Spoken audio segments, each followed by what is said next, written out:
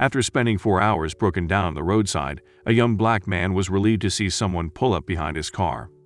However, as soon as the elderly white driver got out, he realized he was in for a lesson in racial discrimination he'd never forget. In today's deeply divided society, people are finding themselves avoiding engage with others out of fear of offending or being offended. The media have pitted us against our fellow man, pointing out our differences in an effort to monger fear and hate instead of drawing us closer together. Despite the numerous factors that can segregate us into identity groups, race is a particularly divisive determinant. Unfortunately, it is often the first thing we notice, as was the case with a pair of strangers brought together by a troubling series of events.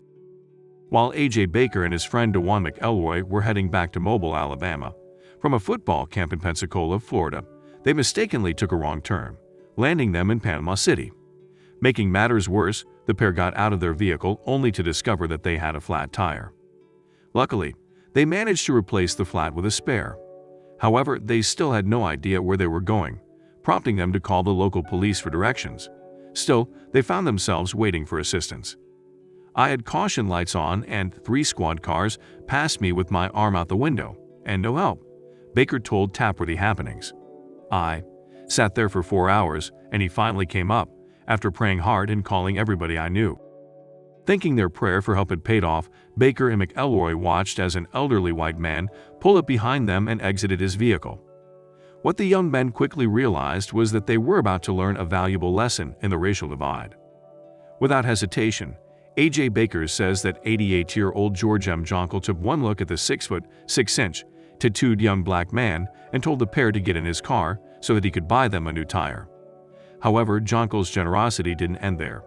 When he discovered that Baker's car had died due to the caution lights being left on, he pulled out his jumper cables and started their vehicle before giving them some gas money to ensure they made it home.